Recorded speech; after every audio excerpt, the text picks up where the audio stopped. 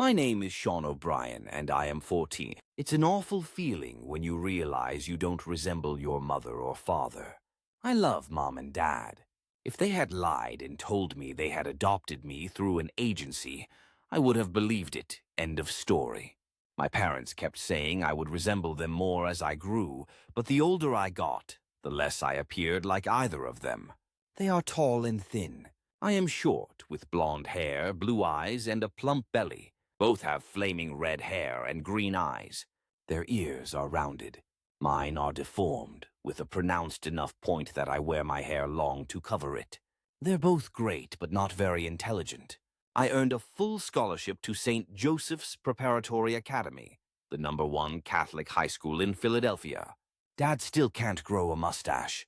I began shaving when I was 11. Razor burn on my acne made me stop. Now I have the best beard in the prep even though I am a freshman. A Christmas Story. Creepypasta. Wikia. Creepy Story 3. When I mentioned my problem during confession, Father Mulcahy said I probably got my features from other ancestors. He said that he didn't look like his parents, but was the spitting image of his grandfather. I pulled out the family photo albums. Except that their hair was long, I didn't look like either grandma or grandpa in their Woodstock-era wedding pictures. I didn't favor my great-grandfather as he stood by his World War II P-51 Mustang. Then I searched the family websites and found pictures going back to 1882. Every man had the same massive eyebrows. All my parents' ancestors had close-set little eyes, long, narrow noses with a bulbous tip, broad cheeks, and a rounded chin. Nobody had my upturned nose, big twinkling eyes, square chin, or delicate cheekbones. I did what any kid in my circumstances would do. When they were out, I searched for adoption papers. They're both clutterbugs. When they came back, they found me cleaning up and arranging everything. When I read on the internet about people who were adopted and found their real family through genetic testing, I bought a 23andMe test kit. I expected them to tell me something like I was Polish and have a second cousin in Chicago. Instead, they said the sample was unreadable.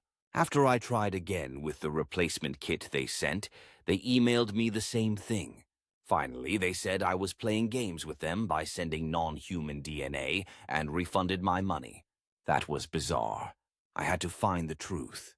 I asked to spend Thanksgiving break with my Aunt Bridget, Mom's sister, while her son Ryan went to Philadelphia. Her family still lived in Scituate, Massachusetts, where Mom and Dad grew up. Our clan has been there since Miles O'Brien arrived from Ireland in 1847. If they adopted me, the record would be in Brockton, the seat of Plymouth County. Aunt Bridget asked me to take Bruno, her German shepherd, out for a run, so I took him to St. Mary's Cemetery on Meeting House Lane. Our family has been buried there since the Civil War. As we played fetch with his squeaky green bottle, I walked back and forth and read the gravestones of my ancestors. Then I came to one that made me shit my pants. St. Mary's Cemetery. My name, my birthday, and my parents' names. I was dead. Bruno understood my pain the way dogs always do, so he leaned into me and gave me a big doggy hug. When I recovered, I took pictures of the headstone. It was real. The town newspaper was named the Scituate Navigator. I read I had died of inoperable congenital heart disease. I printed out my obituary and my picture of the tombstone and showed my aunt. "Tell me the truth," I said. "Who am I?" She became white. "I can't say." Then she drove me to South Station in Boston and tossed me on the first train to Philadelphia. Ryan stayed the break with us. I was a stranger in my own house. Dad and Ryan played Destiny 2 together on the PS4. Shooting fake monsters bores me to death, so I hung in my room and did Raspberry Pi programming to make an advent calendar for Mom.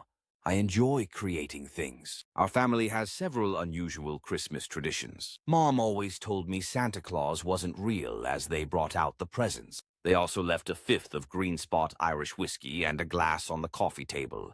Every Christmas morning I found the bottle on the floor and empty, yet Mom and Dad smelled fresh and acted sober as judges.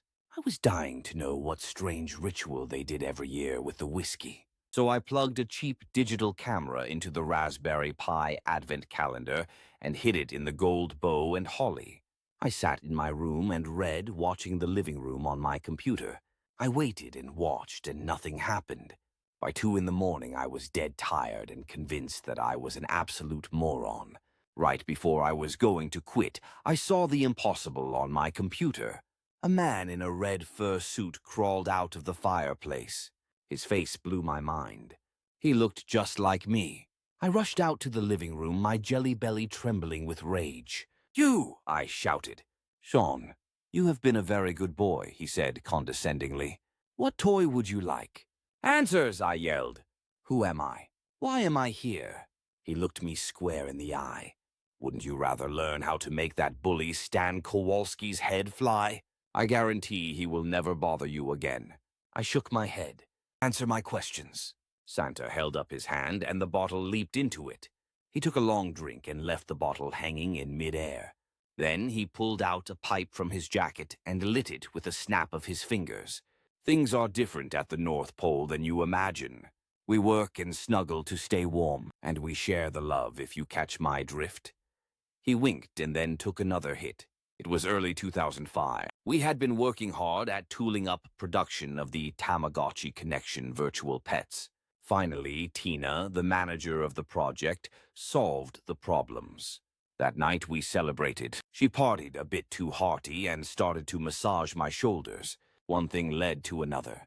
Tina had no interest in you or anything else that would slow down her rise to CEO. "When she gave you to us, Mrs. Claus told me to get rid of you, or she would toss you outside for the polar bears. I couldn't let that happen." "You cheated on your wife." "I am your love child, and you dumped me off here." "Yes, but no. First, my wife cheated on me centuries before I returned the favor. She's made 24 bastard children of her own. My bitch of a mother banished me to Bulgaria just because I have a clubfoot. I watched both your parents their whole lives, and they were such good people. They had a terribly hard time getting pregnant. They even wrote me and said a baby was the only present they ever wanted. The first, Sean Seamus. O'Brien dying shattered them, and I wanted you to have adopted parents like mine. When you consider it rationally, I did the best thing for everyone. Your parents are so grateful for you that every Christmas they give me a gift." This was too incredible to believe. "You're telling me my mother is an elf?" He pulled back his hair, showing an ear shaped like mine. "We are the Dark Elves. Don't underestimate our power. With a word, I could destroy this planet. Like Darth Vader, the dark side of the elven force." He snorted, whiskey and smoke spraying from his nose. Then he rolled up his sleeves, showing his incredible Hulk huge arm muscles. "Darth Vader is a pussy," he said in a deep rumble. "My cargo load this year is over 1,000,000 tons, and I fly it at almost the speed of light with my magic. I would ram that lightsaber so far up his ass it would come out the top of his head. That doesn't sound like the Santa Claus I know." He laughed wickedly. "You have been watching too many TV specials. Who do you think my boss is? Who funds the whole operation?" "What do you mean? Isn't Christmas supposed to be about Christ?" "Oh no, that's why the Dark Lord set me up in business. There is a God-shaped hole in the human heart. At Christmas, more than any other time, humans know they can only fill it by serving others. My master wants them to try to fill it with things." "The Dark Lord is your master?" "He certainly hasn't kept it a secret. My real name is Hephaestus, but he makes me use his names. Santa is Satan. Just move 2 letters. Take Saint out of old Saint Nick, and what do you have? Another name for Satan." I knew he spoke the truth. Everything from Christmas shopping shootings over Walmart parking spaces to the government banning Jesus proved it. That advent calendar is fantastic. Such imagination. I could use you in corporate HQ. Learn who and what you really are. Get into the family business. He took a hit on his pipe and blew smoke rings that turned into $signs. "There's a reason I can keep a full workforce up at the North Pole. Our Lord pays better than anyone." I said something I never thought possible, but I meant every word. "No, my family is here. They're the ones who love me. You have no idea what you're missing, but I won't force you. He stretched out his hand and a golden whistle appeared. Blow this if you ever change your mind. With that, he finished the whiskey, dropped the bottle, and climbed back up the chimney. I sat, trying to absorb everything. Then I realized I didn't hear Dad's band saw snoring. He was down the hall, just out of my sight. I'm sorry, son. You had to find the truth yourself. You would never believe us if we told you. I smiled. You're right. I picked up the discarded bottle and put it in the trash in the kitchen. Go back to bed. It's almost morning, and tomorrow will be the best Christmas ever. Written by Dr. Bob Smith.